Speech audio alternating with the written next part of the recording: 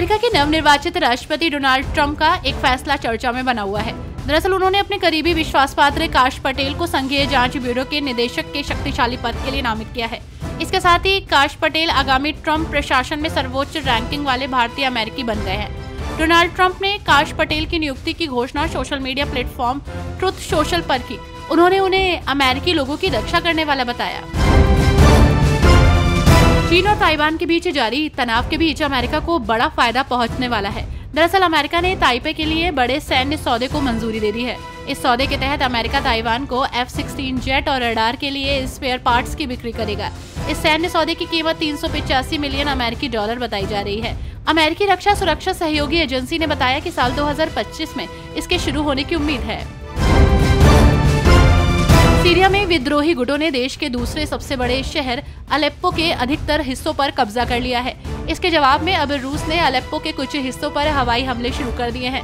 सीरियाई राष्ट्रपति बशर अल असद सरकार का समर्थन करने वाले इस बात से नाराज हैं कि अलेप्पो में सरकारी सेना पीछे हट गई है। पदभार संभालने से पहले डोनाल्ड ट्रंप ने ब्रिक्स देशों को चेतावनी दी है। उन्होंने ब्रिक्स देशों से कहा है कि अगर उन्होंने अमेरिकी डॉलर के बजाय कोई और मुद्रा अपनाई तो उन पर 100% टैरिफ लगाया जाएगा। चेतावनी के साथ ही ट्रंप ने 9 सदस्यीय समूह से प्रतिबद्धता मांगी है, जिसमें भारत, रूस, चीन और ब्राजील शामिल हैं। ऑस्ट्रेलिया 16 साल से कम उम्र के बच्चों के लिए सोशल मीडिया पर राष्ट्रीय स्तर पर प्रतिबंध लगाने वाला पहला देश बन गया है। ये कदम सोशल मीडिया के युवाओं की मानसिक सेहत पर पड़ने वाले असर को लेकर बढ़ती चिंताओं के बीच उठाया गया। वहीं दिग्गज टेक कारोबारी एलन मस्क ने इसकी आलोचना की है, जिस पर ऑस्ट्रेलिया के पीएम एंथनी एल्बनीज भड़क गए हैं। उन्होंने मस्क पर पलटवार करते हुए कहा कि मस्क द्वारा इस निर्णय की आलोचना करना एक्स के मालिक द्वारा अपने एजेंडे को बढ़ाने की कोशिश है।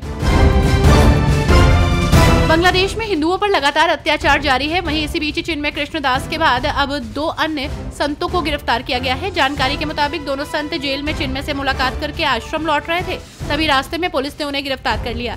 जानकारी के मुताबिक चटगांव पुलिस ने ये कार्रवाई की है। हालांकि गिरफ्तारी से पहले संतों को कोई वारंट नहीं दिया गया। रूस के राष्ट्रपति व्लादिमीर पुतिन ने एक बड़ा बयान दिया है। उन्होंने कहा कि राष्ट्रपति चुनाव जीतने के बाद भी डोनाल्ड ट्रंप सुरक्षित नहीं है। पिछले कुछ समय में ट्रंप और उनके परिवार को निशाना बनाया गया है। पुतिन ने आगे कहा कि ऐसा तो रूस में डाकू भी नहीं करते हैं, जैसा ट्रंप के साथ अमेरिका में हुआ। रूस में डाकू भी अपने दुश्मन के परिवार को छोड़ देते हैं। रिपब्लिकन विवेक रामास्वामी ने पाकिस्तान सरकार के होटल और अमेरिकी राष्ट्रपति जो बाइडेन को हाथों हाथ लिया है। दरअसल एक रिपोर्ट में दावा किया गया है कि न्यूयॉर्क में स्थित 5 स्टार रूजवेल्ट होटल में अवैध प्रवासियों को रखने के एवज में न्यूयॉर्क शहर ने उसे $220 मिलियन का भुगतान किया।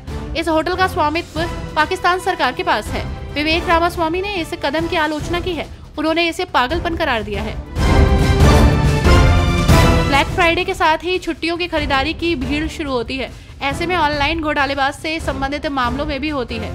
फोर्ब्स की एक रिपोर्ट से पता चला है कि पिछले साल की तुलना में धोखाधड़ी वाली वेबसाइट में 89% की बढ़ोतरी हुई है।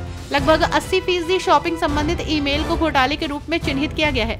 यहाँ तक कि गूगल के सर्च रिजल्ट में भी हेरफेर किया गया है। इजराइल लेबनान के बीच युद्ध विराम की घोषणा के बावजूद इजरायली सेना के हमले हिजबुल्लाह पर रुक नहीं रहे हैं। ताज़ा हमले में इजराइल ने हिजबुल्लाह के कई ठिकानों को निशाना बनाया है। IDF ने एक बयान जारी कर बताया कि इजराइल हिजबुल्लाह युद्ध विराम लागू होने के 3 दिन बाद इजरायली वायुसेना ने लेबनान में हिजबुल्लाह के 4 ठिकानों पर हवाई हमले किए। अब इजराइल ने हिजबुल्लाह पर नया हमला किया है और उसके 4 ठिकानों को निशाना बनाया है।